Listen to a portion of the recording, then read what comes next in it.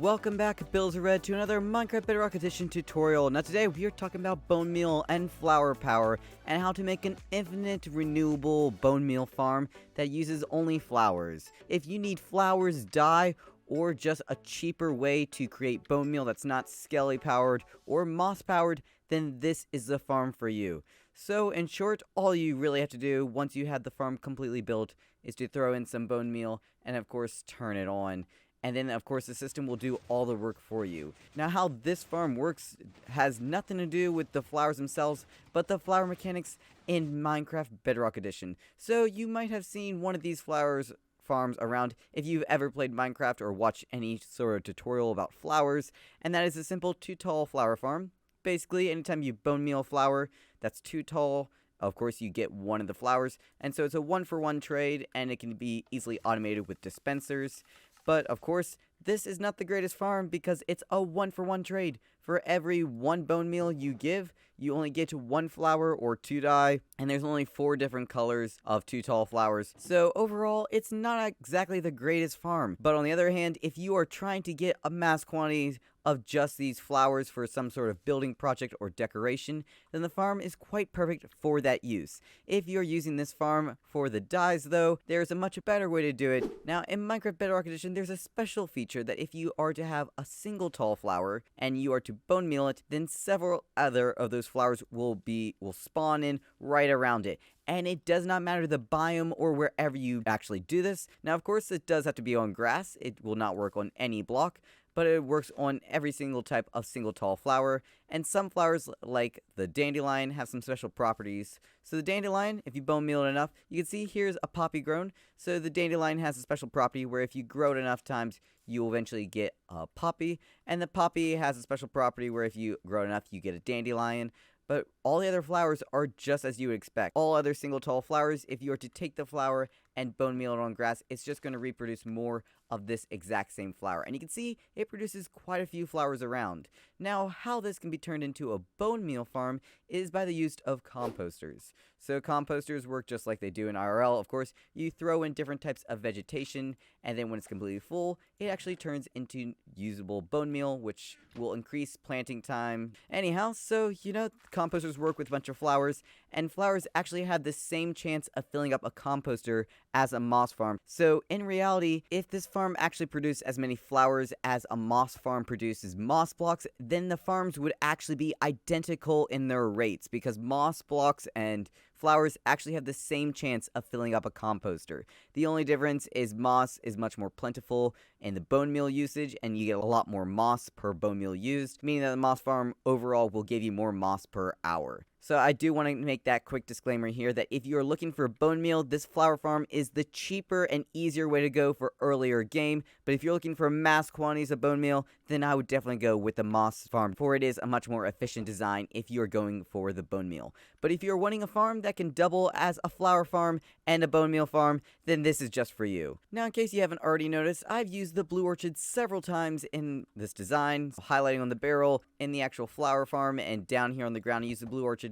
And the reason I'm focusing so much on the blue orchid is regardless of the biome, the flower that produces the most other flowers with the least amount of bone meal is the blue orchid. So in my testings, I found that the blue orchid actually produces more flowers than any other flowers do. And so if you are trying to make the most bone meal, then of course you want to use the blue orchid. Now if you're curious about the actual statistics of this farm, it gives you about a 12 to 40% bone meal profit, which means you get about 8 to 24 extra bone meal produced with every stack of bone meal you put into the system. So overall, it's really not a bad return. Now, if you want this in the most simplest terms, every 5 bone meal you put in the system will give you about a stack of flowers, and that stack of flowers could be composted back down into about 7 bone meal. So you can see every 5 bone meal you put in, you should get about 2 bone meal back. It's not exact science because, of course, it's all due to chance, but if you're to do this long term, that is about the statistics you should expect. Now, for the farm itself, I do have 2 designs for you today. I have one that is semi-automatic and one that is fully automatic. The one that's semi-automatic is cheaper, and the one's fully automatic is a little bit more expensive, but both are really good designs. Now, the first one here, so the semi-automatic one, is probably my personal favorite. All you do is hop in the system and just turn it on. And then really all you have to do is walk around. You are acting as a hopper. The system will go ahead and make the flowers and break them for you, but all you have to do is simply walk around and pick up all the flowers. Now you can have the system running for 2 minutes non-stop, and that's going to cost about 200 bone meal, and that will give you a full inventory's worth of flowers. So yeah, this system produces flowers crazy quick. Now if we're talking about the fully automatic one, it does produce flowers at the same rate as a semi-automatic one, but instead of you walking in there, we actually have hopper minecarts here underneath, picking up all the flowers and putting them down here in all these different containers. And then if you want to automate the system even further, you can even hook it up to composters, and that will turn all the flowers straight back into bone meal, and then you'll have a bunch of bone meal, ready to run the system again. Now for the second design, I do have hoppers underneath to, of course, make it run a bit faster and have double hopper unloading, but I didn't actually cover the entire thing. The reason is it just takes a lot more iron, and I didn't see that much more results. If you have a simple system like this, so this has just a basic requirement of hoppers, you can run the system for about 2 minutes before your system will actually overrun and all the hopper minecarts will be completely full. So that's about 200 bone meal, about the same as a semi-automatic system. Now, if you were to convert this entire bottom into hoppers, you can run the system for a max of 7 minutes before becoming it completely full, which 7 minutes would equal 3 double chests of flowers, which that is an absolutely insane amount of flowers, so you're really going to need that many flowers. Now, if you're like a normal player, you probably don't use just one flower. You probably want to change the different flowers up, change the different colors you're using in your palettes, so changing the flower that you are actually farming is a relatively easy process. All you really have to do is come to your system, either automatic or semi-automatic, break one of the grass blocks surrounding the center, and right here is your source flower. This source flower is what you're going to need to replace with any other flower you're trying to grow. Then just put the grass back, and then just start the system back up again. Now, as for the design and how it works, that's really all there is to it. If you have any questions or comments, let me know down in the comment section below. I have a material list and world download in the description like always. But without further ado, let's get into the tutorial. Now, if you're building the fully automatic one, so that's going to have all the different hoppers and hopper minecarts, rails are a bit frustrating if you don't have your entire system oriented the correct direction. So make sure that your system is oriented from east to west. So that means that your actual sorting system, or where all the items are going to end up, will either be on the west or east side of your build. And the easiest way to figure that out is to just place a sunflower on the ground, because sunflowers always face east. Now, once you know which direction east and west is, you know which way to have your system facing, it is time to start building. Now, this entire system is going to be 11 blocks long, 9 blocks deep, and 7 blocks tall. And if you do the fully automatic one with the hopper minecarts, you're going to need at least 2 blocks below that, so have a 9 block tall area in order to have room for all the hopper minecarts. Alright, so we are going to start coming all the way back to our long side, 11 blocks along. We're going to come to the center, and then we're going to come out a total of 4 blocks. And on the 4th block, this is where our source block is going to be. This is where our flower is going to be, and this is our source flower that you can change to make any flower you want in the game to work with this farm, as long as it is 1 tall. And of course, is not the gravestone flower, the wither rose. Anyhow, so what we're going to do from here is we're going to come around. We're going to just put 4 blocks along the side of this, just like this. And then on each of these, you're going to come out 3 blocks on each side. Then we're just going to fill in all the extra area. So once you've placed in all your grass, it should be a 7 by 7 area with a 1 block dip in the center. And then we're going to grab our normal pistons, come to the right and left hand side, and have pistons be 1 block away from the grass, so like that. And come around here to the left hand side, and pistons 1 block away here as well. Now, we don't need all those pistons. We are going to end up taking out those center 2 pistons right there. So there should only be 3 and 3, 3 and 3. And then we need an extra row of grass blocks, so we're going to come to the left-hand side and put some grass blocks here. If you are to put an extra grass block here in the center, it doesn't matter. Those blocks will never be moved, so if you have them here on the side, it simply will just be there for simple decoration or symmetry reasons. So anyhow, once we have it, your entire area should look like this. It's an 8 by 7 area. Then we're going to come to the center flower, put 2 blocks up, break the first temporary block. We'll come down here because then we need a dispenser facing straight down towards the flower. Make sure that this is a dispenser, not a dropper. We will come up 1 more block, and then here we need to make sure to have a dropper facing down. So the first one needs to be a dispenser, and the second one needs to be a dropper. Then if we just go up 1 more block, break our other temporary block, and then we need an observer facing straight down into that. Now we need to decide where our input's going to be. This is going to be for all our bone meal. So this can either be here on the east side, or it can be over here on the west side.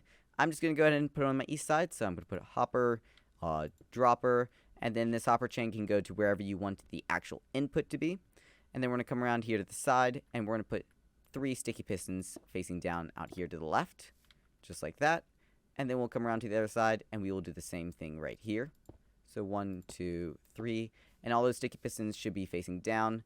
I'm going to go ahead and fill in this gap I placed. Next, I'm going to go ahead and put a boundary around this entire thing. So I'm going to just grab some glass blocks and put them around. These do not need to be glass blocks. The only place they do need to be glass blocks is right over where the piston's head will be extending. So whenever the pistons extend, it doesn't matter. But when they retract, and if there is a grass block here, we don't want a solid block because that will end up turning grass into dirt. And flowers cannot spread on dirt. So do make sure that these blocks right here are grass. And so now the area inside that square that you just set up should be a 7 by 7. Now we're going to go ahead and come right back up here to the top. I'm going to place a dropper right here. Then I'm going to have a solid block with a repeater on 3 ticks. This is going to go into some redstone dust that's going on top of all these sticky pistons. Then from this 3-tick repeater, we are going to come back 2 blocks, break the first block. Here's going to be our redstone torch. Then we're going to come right off here to the side. Repeater here on 2 ticks. This is going to go into a solid block. Come out 1 more block. Here we'll have redstone dust. Come down 1 step. Repeater on 2 ticks. And that's going to go straight into a solid block. And then down here, we're going to have solid blocks coming all the way around with a redstone dust on top of all this. And that should power all your pistons. Then we'll come around to the other side. We'll have a redstone dust here with a repeater on 2 ticks. This is going to come straight down 3 blocks with a redstone dust on top of all 3 of those. And then we'll have solid blocks on top of all these pistons. And if you want to save 1 bit of redstone dust, make a little bit of a dip there. And redstone dust right here. And right like that. That should power all those pistons. So that is all our pistons timings. Now we just need to make it a loop or a clock. So we're going to come right around here. And here we're going to put 2 more blocks. We'll have a repeater on 2 ticks and redstone dust. And just like that, we have finished our clock. Now all we're going to do is we are going to need to grab our lever and then flick it on here. And that should stop your entire system. Now here's where we're going to break into the 2 sections, the semi-automatic and the automatic section. So now I'm going to do the automatic section. So this is going to be the system will farm all the flowers for you, but then you are going to have to manually come pick up all the flowers. So really all you have left to do is to come over to these sticky pistons. You're going to need to place trapdoors in all of these. The reason we're doing trapdoors is if you happen to walk under them and they extend, it will not kill you or even hurt you in Minecraft survival mode. So that's a pretty nice pro with that. And then we also want to make sure all the flowers stay in this contained area. So I am going to extend this wall up 1 more block. And that is really all there is to it. If you want to make life a little bit nicer, you can always put in, for example, a trapdoor for easy access in and out of your system. And you can always just go ahead and break this lever and just move the lever to the inside so you can turn the entire system on and off while you are actually in the system. So right there, it makes it a little bit nicer if you're walking around to just turn the system on and off whenever you please. But that is really all there is to the semi-automatic system. Hope you all enjoyed the video, but it's time to get to the fully automatic system. Now, if you're here for the fully automatic system, you are here for the big guns. So go ahead and get all your iron out because we are going to need our rails, our powered rails, and our hopper minecarts. So to start with, we're going to work on the top area. We're going to go ahead and put in glass blocks and all of these sticky pistons. These do not have to be glass blocks. If you want, you can save a bit of resources and use trapdoors. It doesn't matter, and those trapdoors can be wooden or iron. Of course, it doesn't matter. We're going to do those 6, and then we're going to go ahead and finish the roof. This does not need to be glass blocks. It can be absolutely any block in the game. So now it is time to start working on our hopper minecarts area where we are going to be picking up and unloading all our items. So we're going to come 2 blocks down from the very center. We'll have a barrel here. You'll have 3 barrels here on the left, and you can do 3 more here on the right. The reason we are using barrels here instead of chests is because we are having solid blocks right on top of these. So you want to be able to actually open them. Now, you are going to need 1 more barrel right here in the center. So you should have 7 barrels here in a row and 1 extra one below it. So that should make a total of 8 barrels. Next, we're going to come around to the back side of these barrels, and we're going to place in 2 hoppers directly into each one of these barrels. This is going to give each of our hopper minecarts a double hopper speed unloading, and so that's going to make our hoppers minecarts just unload a little bit faster. Now, for this final one here, we are just going to keep it coming back all the way to the very end, and then we can come up 1 block right here. If you want it to have double hopper speed too, you can put 2 hoppers, but it really doesn't matter. Now, what we are also doing is we are also going to put a torch right on top of this hopper.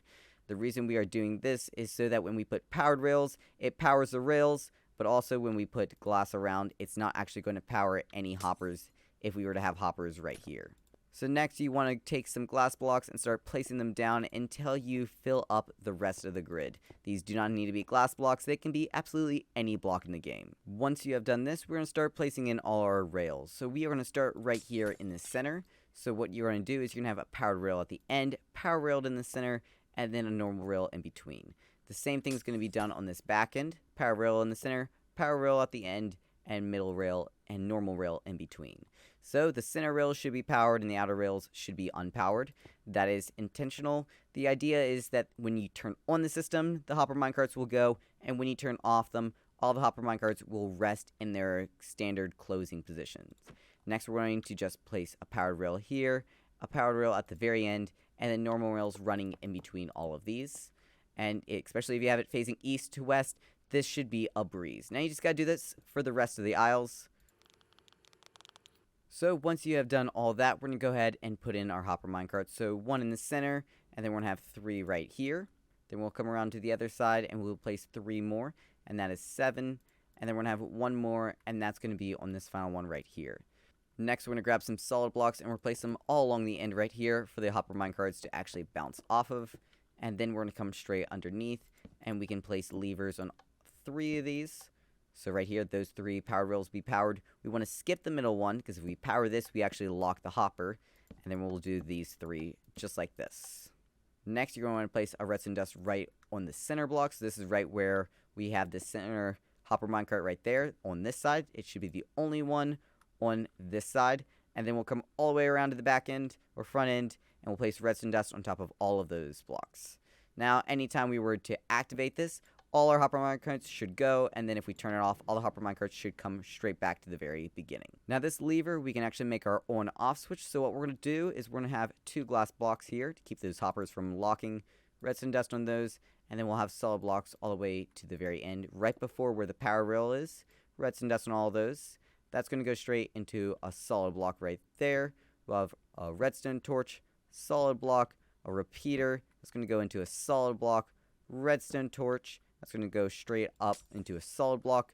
1 more redstone torch, solid block, and any type of block here with a redstone dust. And just like that, your on-off switch is hooked up.